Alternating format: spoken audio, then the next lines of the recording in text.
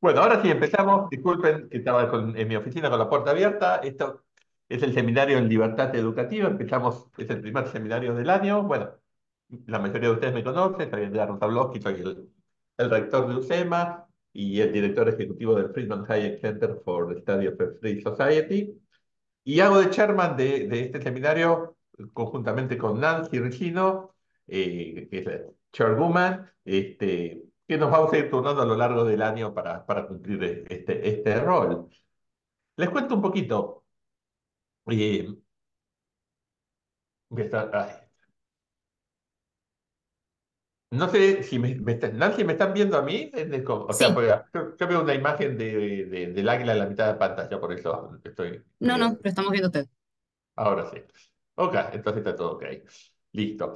Eh, A ver, ¿por qué empiezo con el primer seminario del año? Bueno, que lo estoy dando yo en este caso.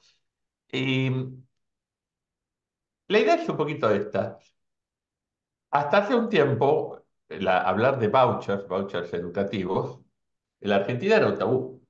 ¿Qué es un tabú? Bueno, básicamente si uno mira el diccionario de la Real Academia, un tabú es, voy a hacer textual, voy a hacer la cita, es la condición de las personas, instituciones y cosas a las que no es lícito censurar o siquiera mencionar.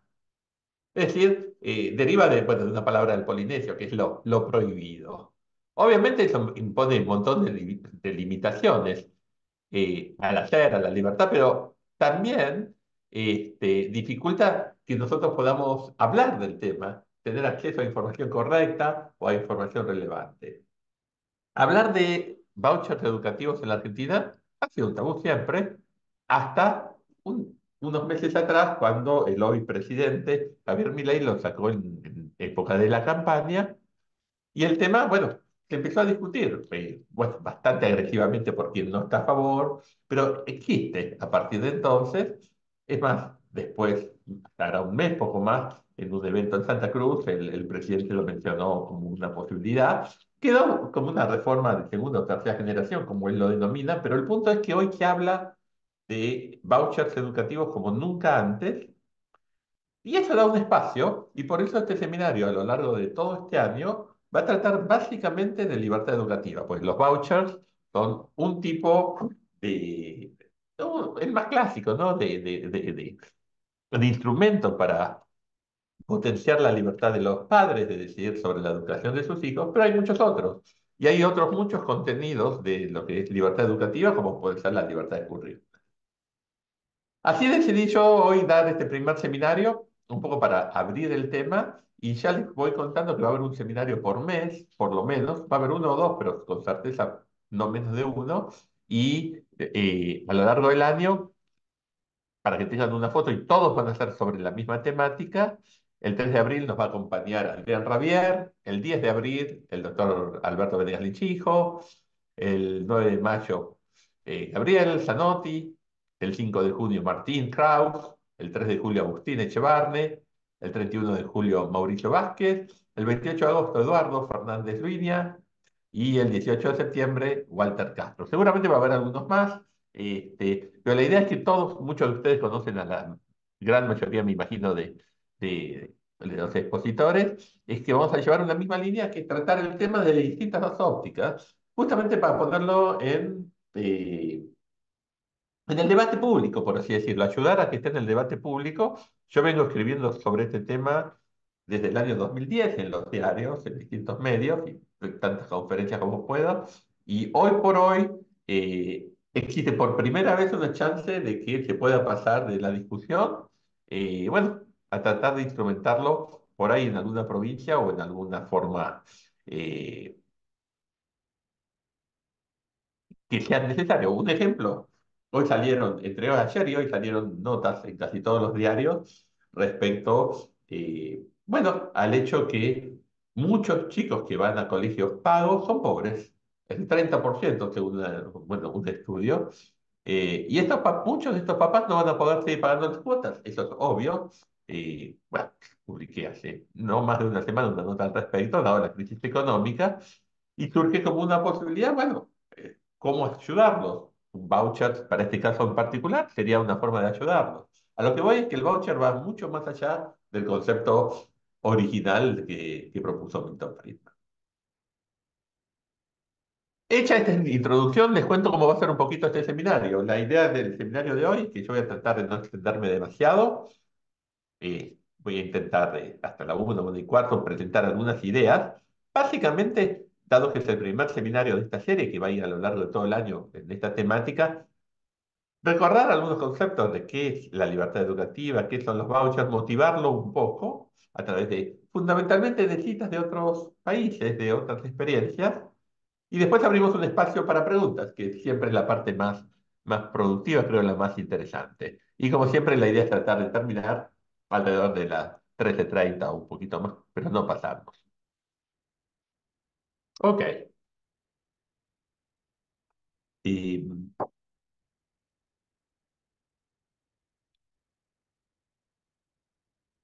cómo nace esto? Pensemos que Milton Friedman, que es quien genera bueno, la idea original, la propone en 1955, hace muchísimos años. Friedman tenía desde entonces, si mal no recuerdo, 43 años y se dedicó gran parte de su vida a tratar bueno, de expandir esta idea. La idea es muy simple, les voy a hacer un muy breve review, como por ejemplo Friedman lo menciona en Capitalismo y Libertad, su clásico de 1962. Friedman decía que el sistema, que tendría más justificación, sería algo así como una combinación, ¿no? De escuelas públicas y privadas, donde los papás podrían decidir, bueno, qué colegio llevar a sus hijos, si van a un colegio particular, un colegio privado, recibirían del Estado una cantidad igual a la que se calcula como costo de educar a ese niño, bueno, en una escuela pública, no, no más que eso. Eso es la idea base de todo esto que después entra a crecer, pues, por supuesto, es sencillamente una primera aplicación. Si ustedes recuerdan el título de esta exposición, es algo así como Vouchers Educativos, la reversión de la prueba. ¿Cuál es el punto?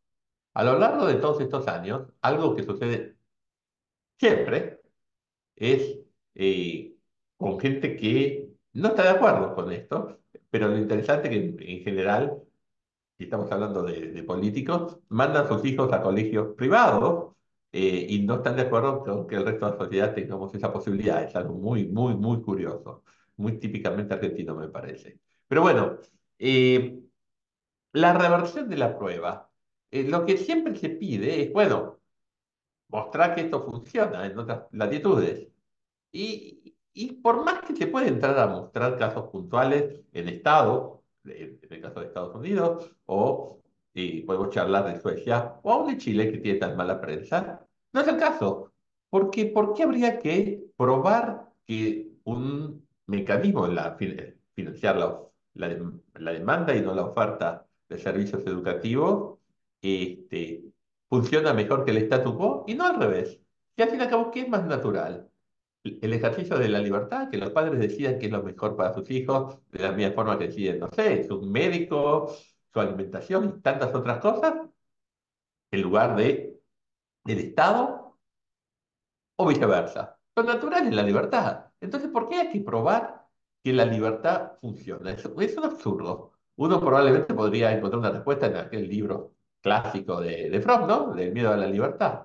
Esto es como la tragedia que vivimos durante la pandemia y, bueno, se violó cualquier lógica de libertad, nos encerraron durante poco menos de 2 años y el miedo es tan fuerte que permitió semejante locura en prácticamente todo el mundo. Es interesante, días atrás, y por cierto estoy escribiendo una nota al respecto, han surgido, bueno, papers y estadísticas donde muestran que un país, el país que fue el paria durante la pandemia, por hacer todo distinto, básicamente el único país que claramente no cerró y que no cerró las escuelas y que no obligó prácticamente a nada, que es Suecia, corrigiendo por factores idiosincráticos, es decir, por ejemplo, por la edad de su población, es el país europeo que del 2020 al 2022, ahí está, tiene un menor número de fallecidos por exceso. Es decir, es el país que mejor le fue en pandemia. Obviamente se puede encontrar estadística para todo, podemos encontrar estadísticas que demuestran lo contrario. Mi punto es que hay trabajos que muestran que a Suecia no le fue mal. ¿Cuál es el punto? ¿Por qué se le exigió a Suecia siempre que pruebe que estaba bien lo que estaba haciendo? Cuando todo el resto del mundo estaba haciendo algo que era completamente antinatural, encerrarnos en casa durante año y medio, 2 años. Eh, no reírnos, no cantar, una serie de tonterías importantes. Básicamente por hacer las cosas distintas. Pero ¿qué es más natural? ¿Lo que hizo Suecia o lo que hizo el resto del mundo? El punto es que no lo que hace la mayoría es lo más natural. Por eso lo de la reversión de la prueba.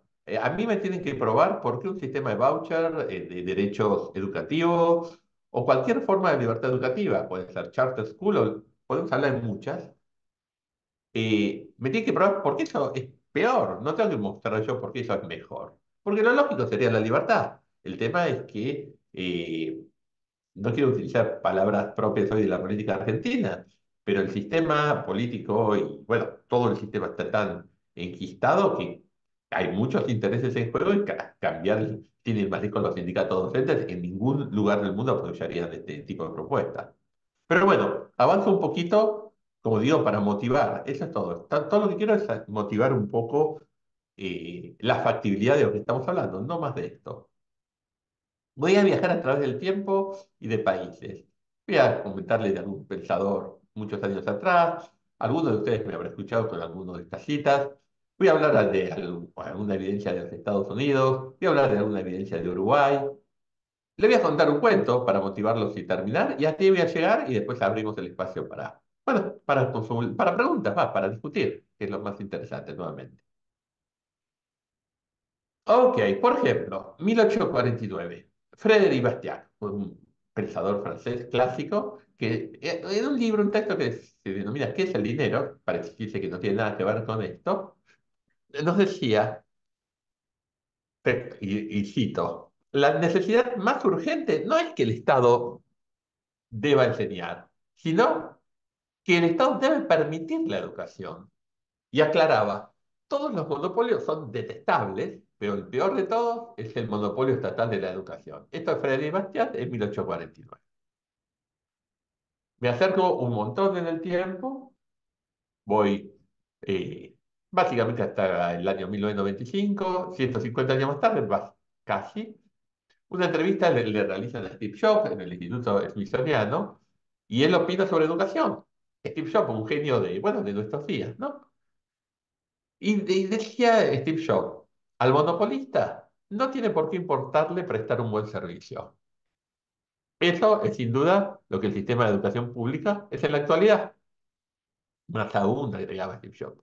Una cuestión de hecho es que si un padre desea que su hijo estudie en un colegio privado, no podrá utilizar para ello el costo de educar a su hijo en el colegio público, sino que debe pagar, además, el precio de la escuela privada, obviamente 2 veces, ¿no? De más está decir que eso convierte a muchos padres, por su situación económica, esto ya es mi comentario, en esclavos de la educación pública como única alternativa. No hay otra.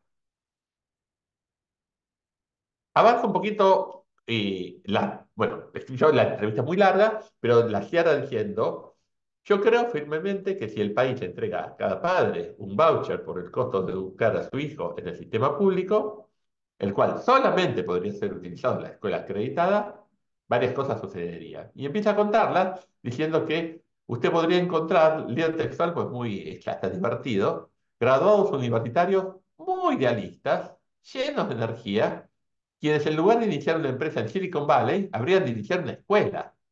Yo creo que lo haría mucho mejor que cualquiera de nuestras escuelas públicas. Finalmente, por cierto, considera, al igual que Friedman, que la calidad de las escuelas, bueno, debería mejorar por fuerza de la competencia. Avanza un poquito, ya que dije de Friedman, cuando se cumplían 40 años de su propuesta original en el 95, en una nota en el Washington Post, escribía, nuestras escuelas son mucho peores de lo que eran en 1955. En ningún otro aspecto son tan grandes las desventajas de los residentes de los barrios pobres como la calidad de educación que pueden obtener sus hijos. Y miren cómo la caracterizaba. Altas tasas de deserción, creciente violencia escolar, bajo rendimiento, desmoralización de estudiantes y maestros. Díganme si no es la foto actual de la Argentina. Ok, mudémonos entonces a, a otras realidades. Y seleccioné una cita eh, de Sebastián Piñera, prácticamente casi como un homenaje a alguien bueno, que ha hecho muchas cosas y bueno, tuvo un accidente fatal hace muy poquito. Piñera cuando empezaba, Chile ha tenido el voucher durante muchos años, le fue muy bien. A ver, comparado al resto de los países latinoamericanos, ha sido el primero en PISA durante muchos, muchos años. Y cuando empiezan las revueltas que finalmente generarían el caos que llevó al cambio de gobierno, decía, no creo que el Estado tenga el derecho a monopolizar la educación, porque cuando eso sucede, lo que ocurre es que se sacrifica la libertad, la equidad y la calidad, y muchas veces la educación termina siendo más adoctrinamiento que educación. Repito, esto parece la Argentina, esto era Sebastián Piñera. Voy a ir comentándole distintas personas de distintos lugares del mundo. El objetivo de todo esto es mostrarle que hablar de libertad educativa, uso los vouchers como un ejemplo, pero tan solo un ejemplo, eh, no es una locura. Sencillamente hay mucha gente que piensa que esto es factible y hay gente que no, pero no es un tabú, existe.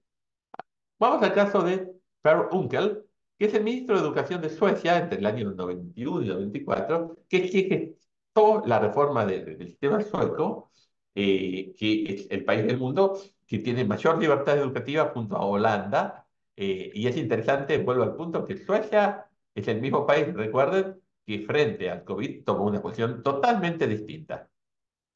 Decía en ese entonces Per Unckel, la educación es demasiado importante como para dejarla en manos de un solo productor, el Estado.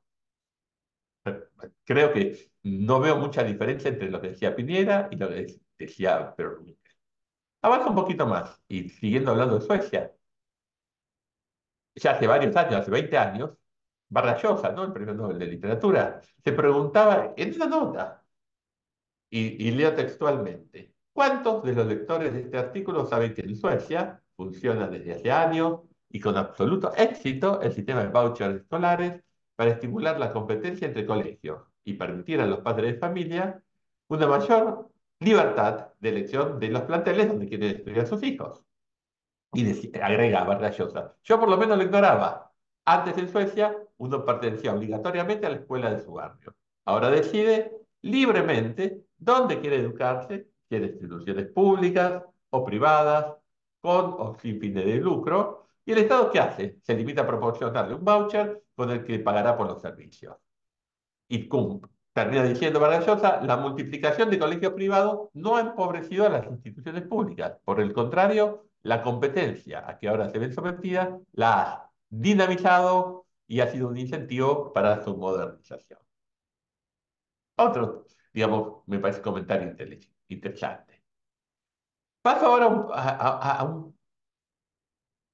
unos cuantos comentarios respecto a lo que ha sucedido en Estados Unidos, pero no digamos, tan solo en la administración de Donald Trump, que claramente apoyaba este tipo de la libertad educativa, sino a lo largo del tiempo y hasta hoy. Seleccioné tan solo algunos para motivar, repito. No, la idea es no exagerar ni pasarnos del tiempo.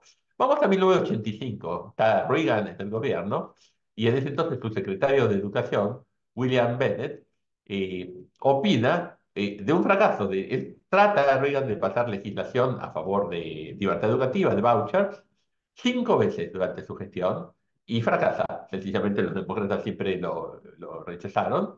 Y Bennett dice, hoy las familias más ricas ejercen la opción mediante la compra de una casa en el barrio de su elección o enviando a sus hijos a escuela privada. Los pobres no tienen ese tipo de elección.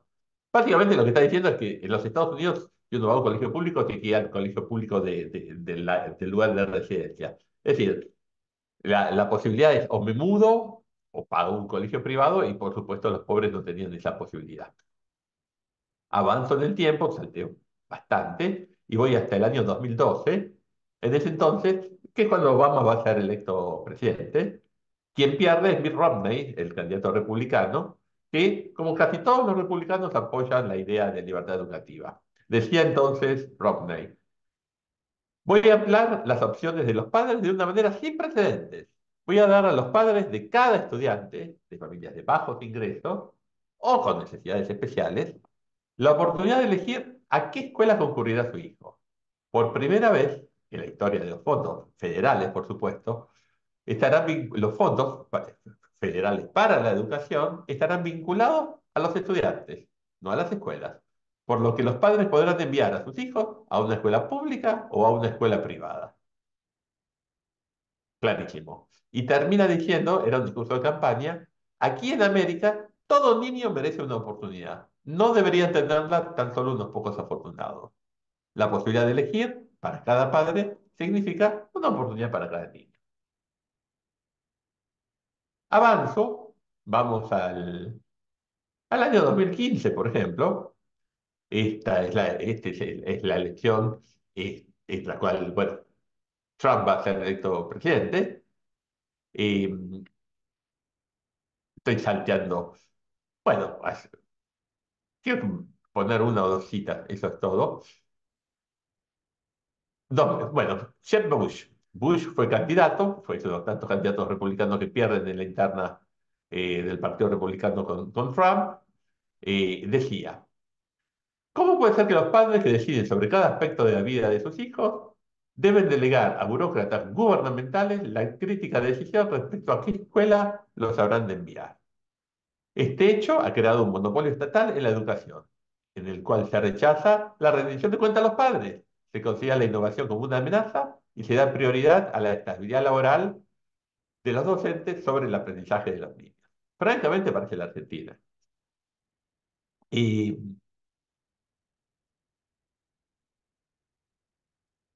vamos a otro candidato de esa elección, y Marco Rubio, que es otro de los 11 candidatos que pierden con la interna con Trump, donde dice, todos los padres merecen elegir la educación que sea adecuada para sus hijos. Todos los padres comparten un sueño común. Todos queremos que nuestros hijos tengan la oportunidad de una vida mejor que la nuestra.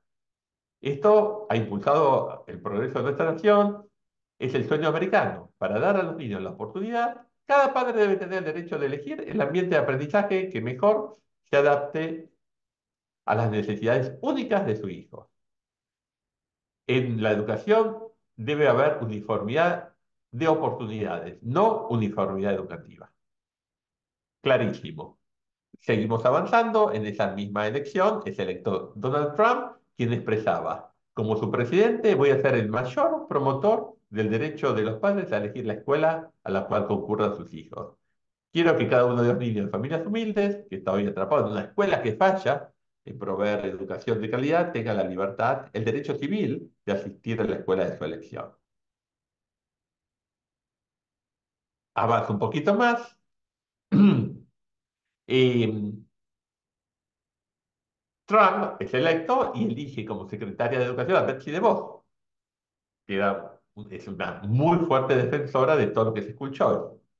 Decía en ese entonces Betsy DeVos que todos los padres tengan la oportunidad de elegir la mejor alternativa educativa para sus hijos y que todos los estudiantes tengan la oportunidad de desarrollar todo el potencial que Dios les ha dado. Respecto a Betsy DeVos, por ejemplo, bueno, Bush decía, Betsy DeVos tiene una larga y distinguida historia defendiendo el derecho de todos los padres a elegir mejores escuelas que garanticen el éxito de sus hijos. Su lealtad es para las familias, especialmente las que luchan en la parte inferior de la escalera económica, no a un modelo obsoleto de educación pública que ha fallado de generación tras generación. Para terminar esta foto, eh, permítame, luego de pandemia, no, vamos a ir a una de pandemia. El gobernador de Arizona, Doug Ducey, que es el estado, junto a Florida, los dos estados de la Unión donde claramente se privilegia la libertad educativa. Hay distintos sistemas, ya sea vouchers o cuentas de ahorro para la educación, prácticamente generales en ambos estados al día de hoy. En la época de pandemia, cuando surge la disputa de usar o no barbijo, el gobernador, bueno, saca una ley para el Estado, pero y dice lo siguiente al firmarla. Dicho beneficio, o sea, el permitir una transferencia a los padres, empoderará a los padres para ejercer su elección cuando se trata de la educación de sus hijos frente a estrategias de mitigación del COVID. Sabemos que las comunidades económicamente desfavorecidas son las más afectadas por las medidas excesivas y prepotentes de mitigación de la pandemia y queremos asegurarnos que estos estudiantes estén protegidos. Sencillamente era una transferencia, un voucher para que pudiesen optar por la mejor estrategia educativa. Al respecto, por ejemplo, promulga el 7 de julio, ni bien termina la pandemia del 22, las llamadas cuentas de beca de empoderamiento para todos los estudiantes independientemente de los ingresos de la familia. Más de 1 millón de estudiantes son elegibles para alrededor de $6.000 anuales y los pueden utilizar para cualquier gasto relacionado con educación. Eso incluye la matrícula, por supuesto, de una escuela privada, pero también tutorías privadas, es decir, homeschooling. Cito de vuelta al gobernador. Con esta legislación, Arizona se consolida como el primer estado de la nación en ofrecer a todas las familias la opción de elegir el entorno escolar que mejor funcione para ellos. Cada familia en Arizona debe tener acceso a una educación de calidad. Como ven, puedo seguir 1 hora más leyendo citas de distintas personas relevantes de distintos lugares. Siempre la lógica es la misma. Para redondear, te das cuenta que el no conocer de este tema es un tabú. Sencillamente está prohibido hablarlo, es muy difícil lograr escribirlo en la prensa. Son esos temas que sencillamente de eso no se habla, como decía María Luisa Bember. Tan solo para terminar esta parte de esta pequeña charla, permítame compartirle, ir al Uruguay y compartir algunos comentarios del arzobispo de Montevideo, del cardenal Daniel Sturla. Este es elegí dos o tres, sencillo. En abril de 2015, dice el cardenal, si ponemos al chico en el centro hay que apoyarlo, sea público o privado, no importa. Lo que importa es salvar a los chicos concretos, porque si no caen en lo que ya sabemos, la deserción escolar y por lo tanto lo que eso trae aparejado, la droga, la esquina, la cerveza. Ok, ¿y cómo le hace? Y ahora viene lo que me parece interesante para esta charla. Dice, por ejemplo, un par de años después Sturla, lo que la Iglesia trata de proclamar desde hace muchos años en este país es que apliquemos el derecho de los padres a elegir la educación que quieren para sus hijos. Y en una entrevista que le hacen en televisión, un periodista le, le, le, le pregunta, bueno, ¿dónde mandarían a ver, ¿cuál es la foto de la pregunta? ¿Dónde mandarían los políticos a estudiar a sus hijos? En realidad el cardenal le está preguntando al periodista, eso es lo divertido. Y en la entrevista, el periodista le dice, bueno, seguro que acentos privados. Y Sturla le replica, bueno, si eso es así, lo pueden ver en YouTube, porque no le dan a los pobres lo que le dan ellos a sus hijos. Yo creo que la misma pregunta se podría hacer hoy en la puerta de nuestro Congreso. Eh, Finalizo con Sturla un comentario más que me parece interesante, porque cita la Constitución del Uruguay, que al fin y al cabo nuestra Constitución también garantiza en cierta forma lo mismo. Eh, el artículo 68 explicita que queda garantizada la libertad de enseñanza, por supuesto, y que el Estado solo puede reglamentarla con el objeto de mantener higiene, moralidad, seguridad y orden público. Y ahí viene el punto. Y agregó que la ley establece que todo padre o tutor tiene derecho a elegir para la enseñanza de sus hijos o pupilos los maestros o instituciones que desee. El cardenal Sturla entonces subraya que este derecho supondría, en un país democrático y plural como el Uruguay, dar a los padres que tienen dificultades económicas también la posibilidad de elegir, del mismo modo que lo hacen los padres que tienen medios suficientes. Nuevamente, libertad educativa, voucher o como quieran llamar.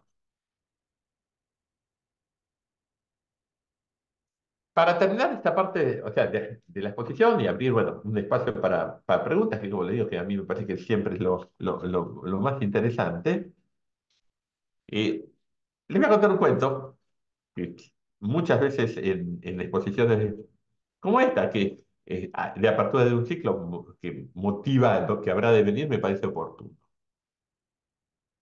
Imagínense un país, ¿no?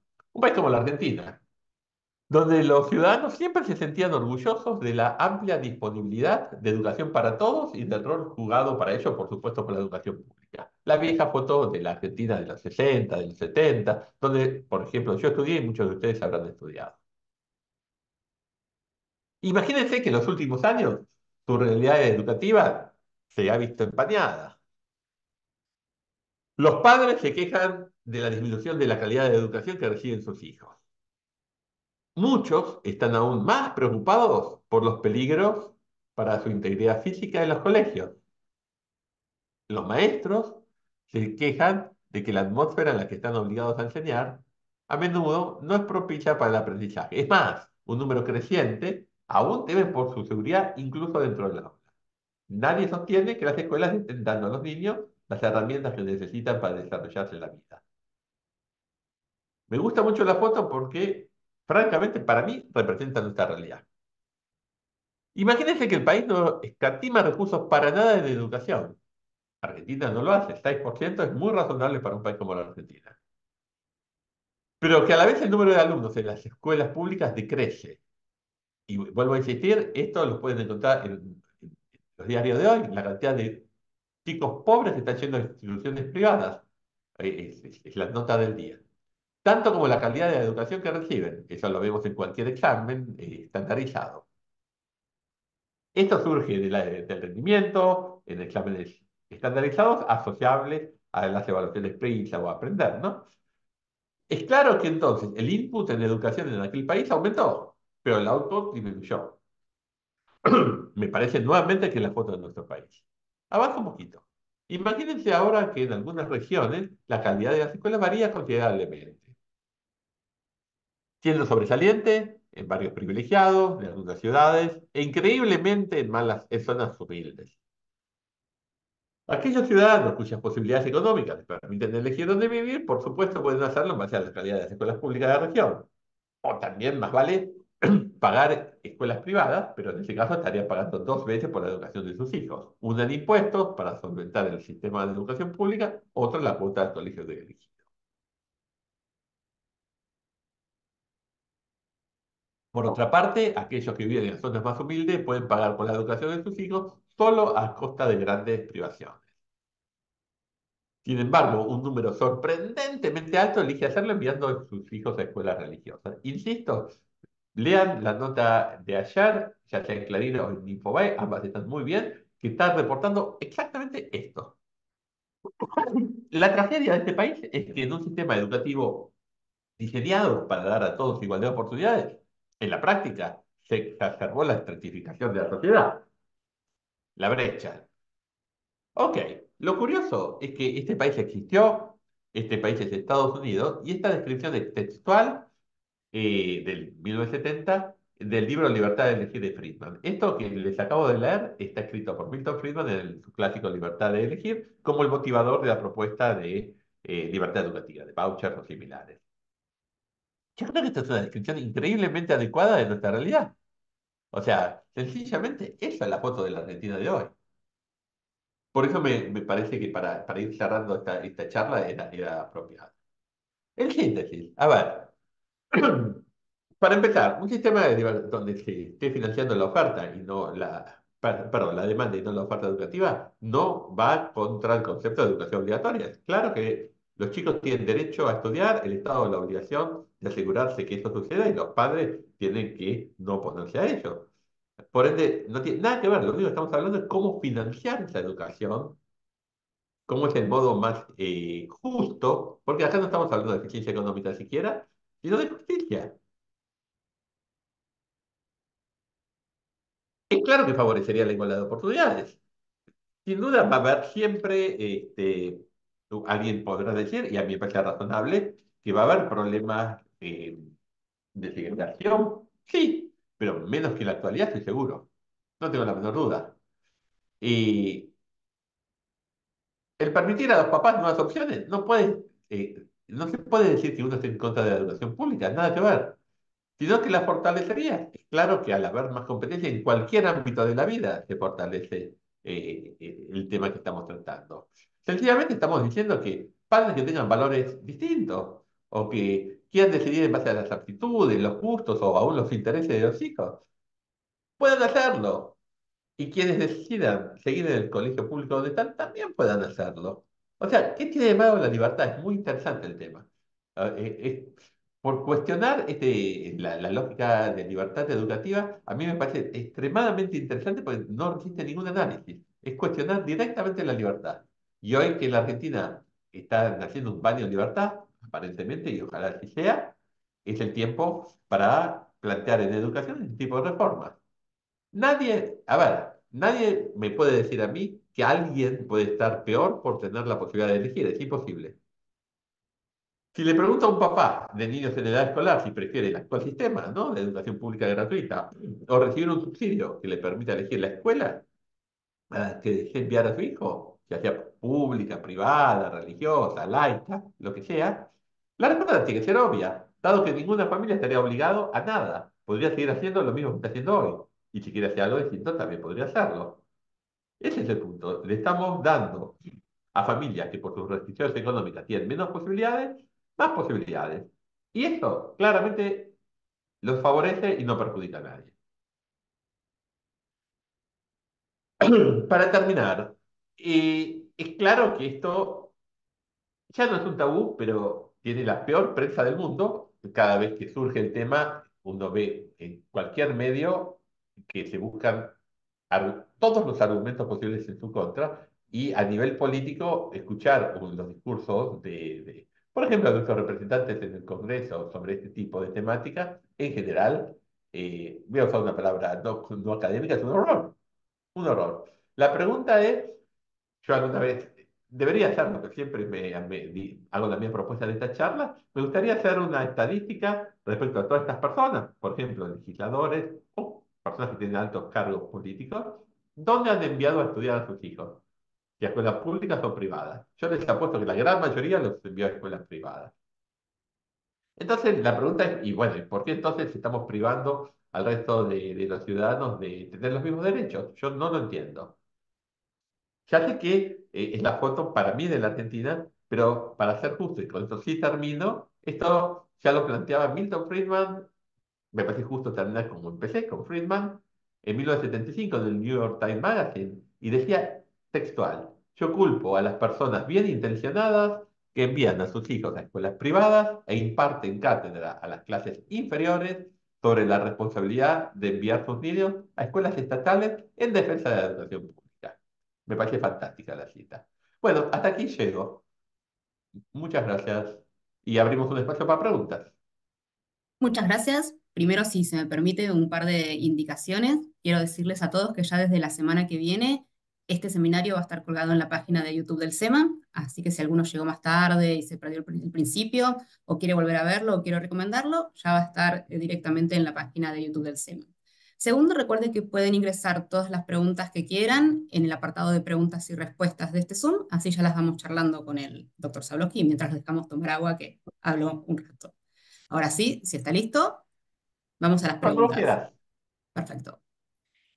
Luis nos pregunta, es muy interesante la introducción al tema, conceptualmente es indudable las potencias, las potencialidades que esto da al alumno, pero yendo a la práctica, siendo que el gobierno nacional no tiene competencias en la enseñanza inicial y media por haber sido delegadas a las provincias, ¿cuán viable, conveniente, posible considera la implementación en la enseñanza superior? Ok, buenísima pregunta. Yo no creo que esto, a ver, empecemos desde el principio. En la Argentina hoy no se puede instrumentar ningún sistema de estas características a nivel nacional, porque la educación se maneja a nivel federal. Esto es potestad de las provincias. Cualquier propuesta de estas características a nivel de educación obligatoria, es decir, primaria y secundaria, o desde el jardín de los 3 4 años, eh, debe hacerse en una provincia puntual, es decir, trabajando en una provincia, de la misma forma que los Estados Unidos es potestad de los estados. Hay estados como Florida, Arizona, que son los más fuertes, pero hay muchos más estados hoy por hoy donde el tema ha avanzado fuertemente, pero es totalmente a nivel federal. Ahora bien, yo no creo que esto tenga nada que ver con la educación universitaria. Yo creo que la idea es dar mayores oportunidades a quienes menos tienen. Y esto está asociado a la educación obligatoria. La educación universitaria es otra cosa. En realidad llegan hoy a la universidad. Los niños, lamentablemente en la Argentina, los niños más humildes jamás van a llegar a la universidad porque ni siquiera tienen la oportunidad de terminar el colegio secundario. Es un horror, pero hay que empezar por la alimentación este, prenatal y en los primeros 2 años de vida, porque de lo contrario, los chicos no tienen la posibilidad siquiera de desarrollarse adecuadamente. No, no creo que sea el espacio, la educación universitaria para esto, porque es otra la idea. ¿Eh? La idea es, dado que la educación debe ser obligatoria a nivel primario y secundario, ¿cómo la financiamos de tal forma de dar más oportunidades? Pues la palabra igualdad de oportunidades es ficticia, sabemos que es ficticia, pero por lo menos dar más oportunidades a quienes menos tienen. Yo creo que eso es todo. Pero hago un pie de página.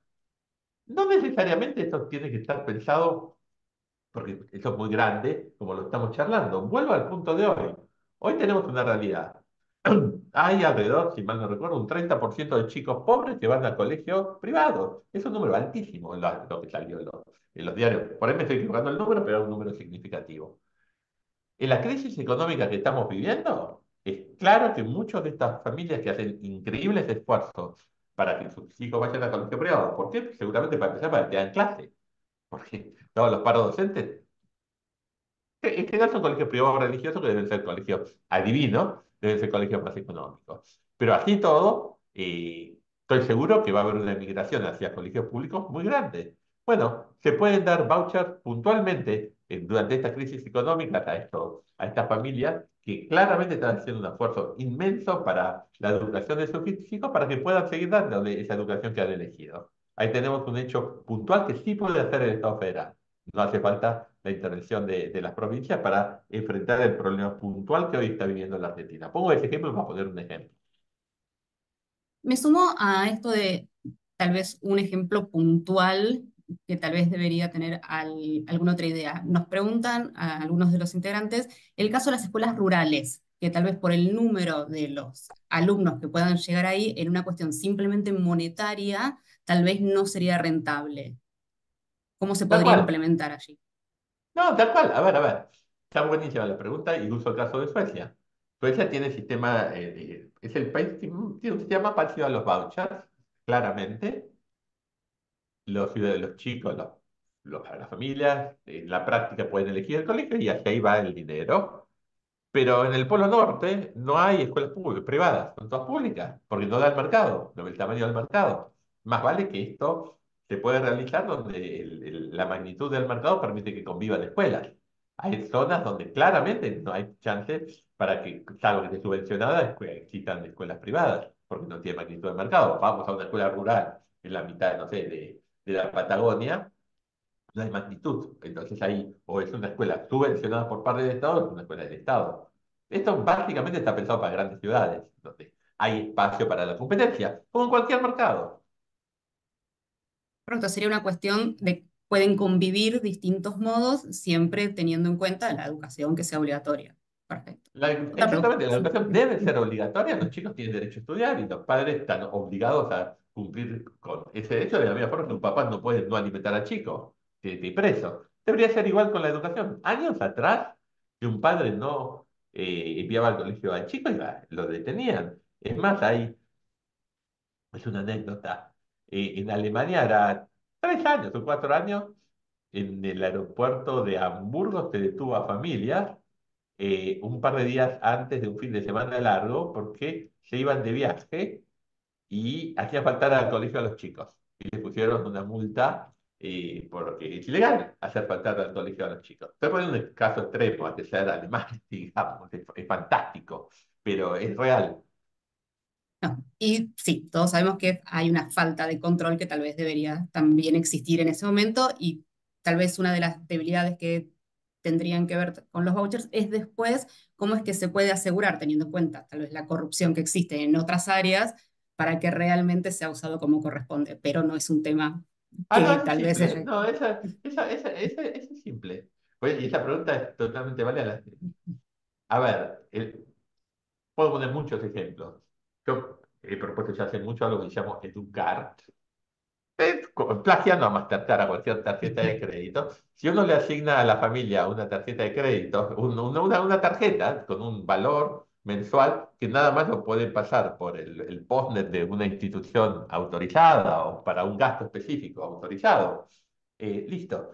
Implica que no puede ir con esa tarjeta al shopping a comprar porque no pasa, digamos. Sí, sí, Es, no le va a es servir para eso. sencillamente ponerle restricciones al uso del voucher y con eso queda. Hoy con la gente de sistemas puede hacer cualquier cosa, la gente de sistemas para que esto funcione. Seguimos con las preguntas. El problema es mucho más político que técnico. Sí, sí, sí. Una de las principales, tal vez, cosas que haya que tener en cuenta son los sindicatos. Tiene que ver todo más con la política que con la idea general, tal vez, Ujú. del voucher, que claramente da libertad y poder crear competencia. Pero ¿cuáles cree que serían los criterios que debe tener en cuenta el gobierno para aplicar este sistema? Y con esta economía, ¿cuándo podría llegar a ser posible? No entendí la primera parte de la pregunta. Los criterios que debe tener en cuenta el gobierno para aplicar el sistema del voucher, Ok, ahora Tal vez sí. que deberían... Ay, Yo no creo que haya ningún criterio. O sea, a ver, sencillamente vuelvo al punto. El voucher es un ejemplo, las cuentas de ahorro para la educación por el Educational Savings Accounts, que son más generales, que yo las puedo utilizar ya sea para, igual que el voucher para una escuela privada, o para gastos en educación, que pueden ser tranquilamente homeschooling, es decir, tener un tutor o cualquier educación en línea, o lo que se llama educational pods, es decir, una burbuja o un grupo de chicos con un maestro. O sea, hay muchas maneras, pero a lo que voy es del momento que todas estas formas de financiamiento de la demanda de educación defienden la libertad, no veo, o sea, me parece natural del ser humano, o sea, no veo que haya ningún criterio en especial para que justifique el uso de este tipo de lógica. Ahora bien, el timing es otra cosa. El timing es otra cosa. Es claro que la Argentina tiene un montón de problemas hoy, de corto plazo. Eh, la pregunta es, voy a ir directamente a nuestra realidad. A veces se habla de que esto serían reformas, creo que es de segunda o de tercera generación, etapa, alguna palabra de esas he escuchado. Yo creo que es más el tema político. O sea, si el mismo dinero que recibe a ver, un sistema de estas características es más barato, está aprobado en los estados americanos que lo utilizan, que el sistema de educación pública. Porque claramente es más eficiente un colegio que funciona con este tipo de incentivos.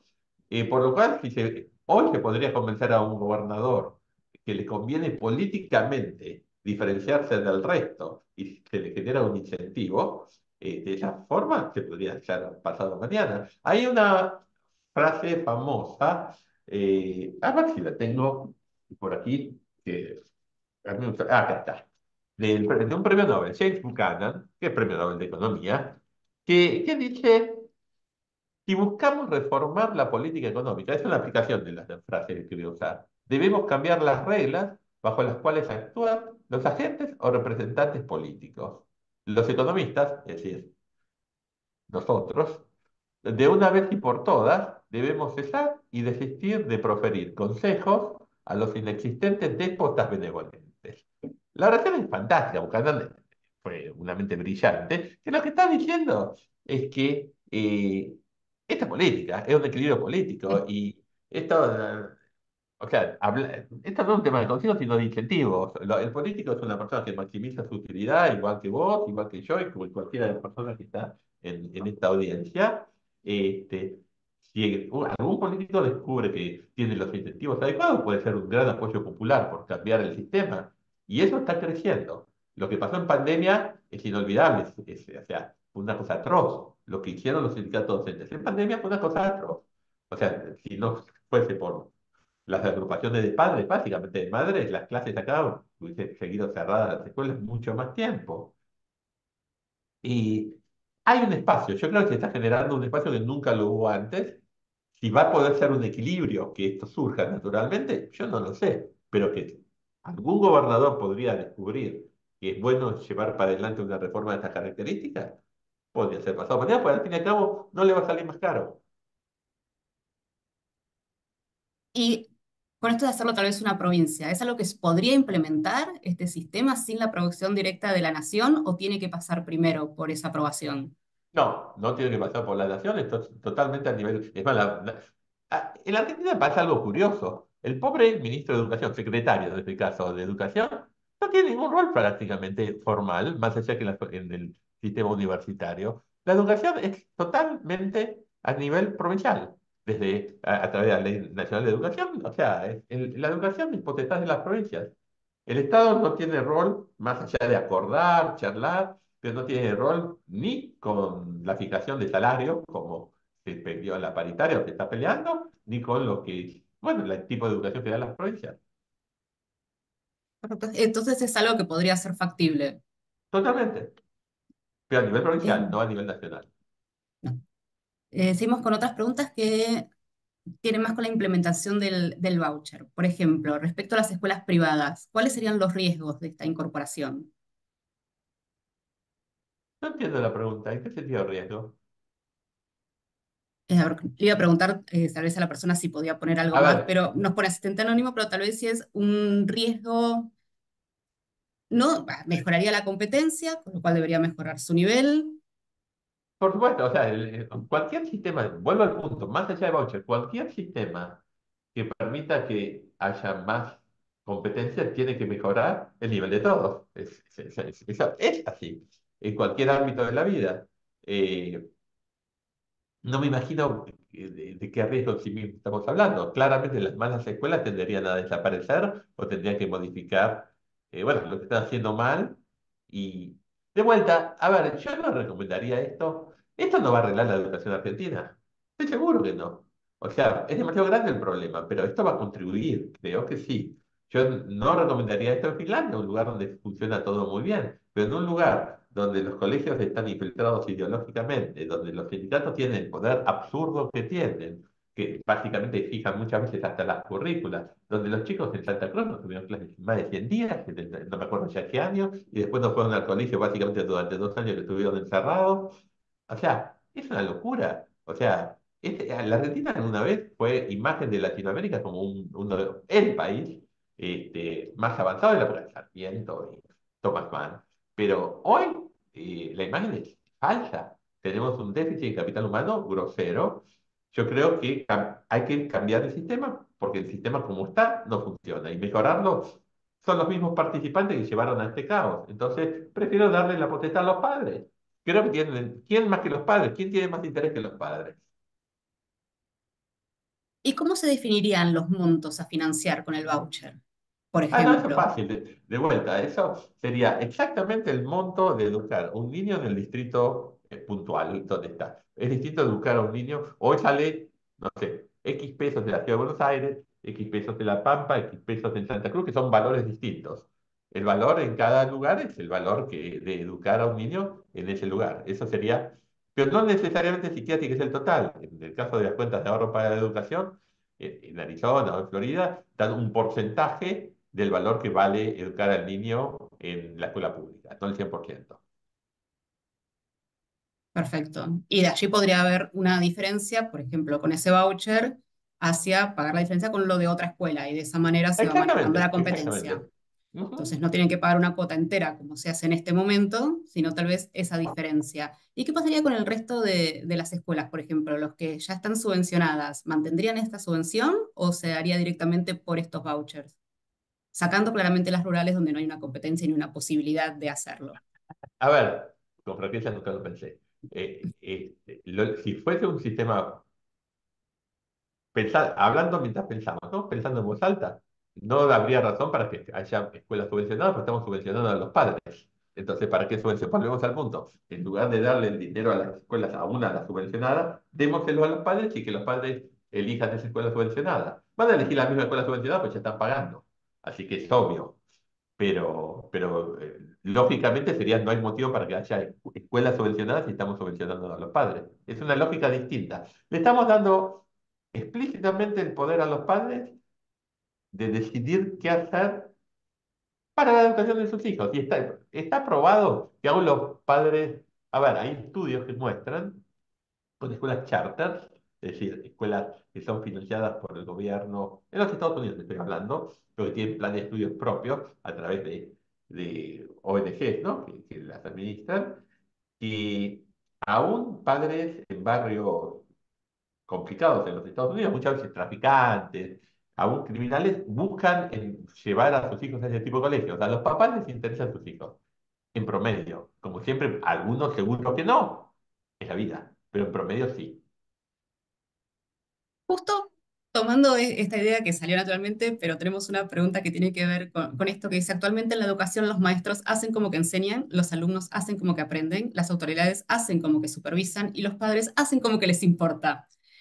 ¿Cómo podríamos mejorar eso? ¿Cuáles serían los incentivos adecuados para cambiar estos comportamientos?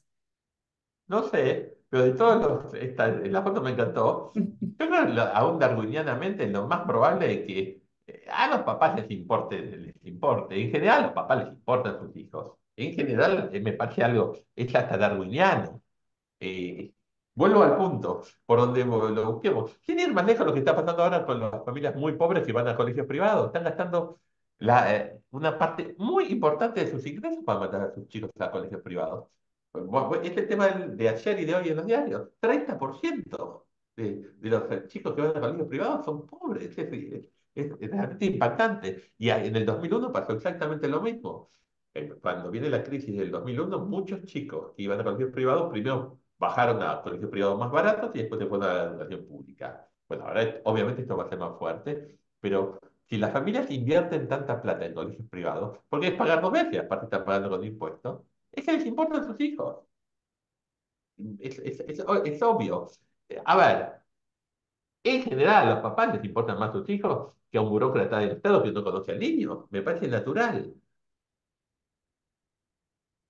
¿Cuál sería la primera cuestión que hay que cambiar para que esto pueda ser factible? Sacando tal vez los sindicatos. Y los políticos.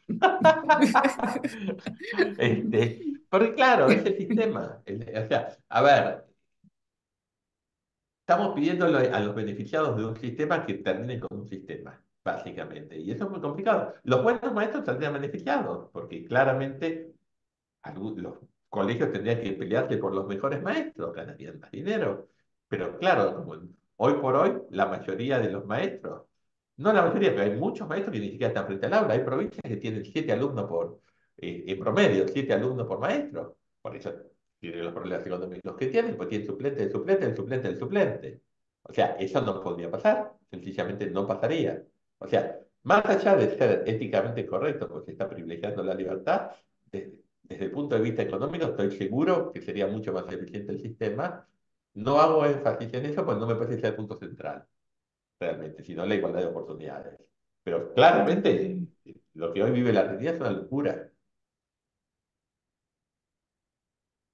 Nada, vamos a un par de preguntas más si quiere, como para respetar el horario y tampoco Seguro, pasarnos seguro, mucho, seguro. pero se armó un lindo debate. Claramente es Es un la idea, tema tenemos todo el que... año con el seminario para generar, ¿verdad? Me parece bien. Una que hablaba del tabú. ¿Qué se recomendaría para resolver el tabú de la palabra voucher? Tal vez algo más marketinero para que se Perdón que me río, pueda... me dio muchísima gracia la pregunta, porque alguna vez me la planteé y así se me ocurrió en el año 2000, yo no me acuerdo, hace más de 10 años me parece, que implementé la palabra educar, se me ocurrió educar como la tarjeta de crédito Mastercard en lugar de la palabra voucher, y empecé cada nota que escribo en la prensa, la escribo, jamás menciono la palabra voucher, sino que uso educar, pero no tuve ningún éxito, es lo mismo. Sí, tal vez para sacarlo un poco acá proponen bono educativo, se van tirando ideas para poder cambiarle, poder cheque educativo también para poder tal vez que prenda un poco más. A ver. Otra opción es en que el 30% de los alumnos de colegio privado sean pobres, no se da porque los pobres están bien y puedan pagar, sino porque parte de la clase media, que lo último que quiere colgar es la educación privada, cayó bajo la línea de pobreza. Tal vez mencionando Sí, sobre está estos perfecto sectores lo de del la apreciación. 30%. A ver, los pobres no están bien, son pobres, es horrible, pero es la realidad. Sí hay familias muy humildes que invierten un montón en la educación de sus hijos, sí, estoy seguro. Y muchos deben ser, sin duda, está muy bien la apreciación, clase media que hoy califica como pobres, porque han caído en función de la crisis económica por debajo de la línea de pobreza, sí, seguro, seguro. A lo que voy es que lo último, ahí volvemos al punto, lo último que cortan es la educación de sus hijos. Los hijos importan. Sí, y tal vez pensar este bono educativo, voucher, educar, em, son familias para distintos tipos de ingresos y tal vez hasta ya puede haber como una escala de porcentaje. Pero seguro, a ver, eh, vuelvo al punto. Una cuestión es la lógica, otra cuestión es la implementación. Ha habido propuestas de, por ejemplo, voy a propuestas extremas del voucher para todos. Sigo con el voucher porque es tan antipático en la Argentina la palabra voucher que me gusta para generar disputa, por así decirlo, ¿no? Me parece útil. Que es la propuesta original de Friedman, que es una propuesta, quedó en la historia, pero es interesante que uno se entiende que es una propuesta original como primer propuesta y ya está. Pero hay propuestas, me acuerdo una de otro premio Nobel de Economía, Gary Becker, que era darle un bono de estas características nada más que a las familias pobres. No que eso obviamente fiscalmente es mucho más económico. O vamos al tema puntual ahora, o sea, podría ser un bono en esta contingencia que se está viviendo por unos meses para familias que han caído en función de todo lo que está pasando hoy en la Argentina, en una situación transitoria muy complicada para que no tengan que cambiar a sus hijos de colegio. Podría ser algo puntual y transitorio para un grupo. A lo que voy es que lo que importa es la idea, no importa tanto la instrumentación específica. Aparte, yo intuyo que si se logra implementar en algo este tipo de idea, después, bueno, vemos qué pasa y en función de eso probablemente se pueda expandir un montón. Me acuerdo cuando fue la sala de 3 años de Macri de hace muchos años atrás, que mi propuesta era, bueno, hagámoslo para el jardín de infantes, para la sala de 3 años, no más. Y faltaban, no había salas, era un modo de aprovechar las facilidades, bueno, las facilidades privadas que había, porque hay muchos más jardines privados, y sobre todo en empresas que tienen espacio, este, y se me ocurrió, bueno, tan solo para ese rango de la población, no tiene por qué ser algo general. ¿Y cree que la implementación es mejor o sería factible de esa manera, empezar de a pequeños grupitos o por años o por sectores o por provincias y no directamente patear todo el tablero y hacerlo de una? Es que no es posible patear el tablero de hacerlo una, pues no es legal, por así decirlo. No se puede, esto es por provincia, esto es un tema federal o casos puntuales como los que estamos hablando, donde el gobierno nacional puede intervenir, sin duda. Es imposible hacerlo de otra forma, porque hoy, bueno, así está establecida nuestras leyes, o sea, no es potestad del gobierno nacional. Sí es potestad de las provincias, sí es potestad, por supuesto, del gobierno para hechos puntuales, como el que estoy hablando ahora de una emergencia económica para un grupo de la población. Eso es otra cosa.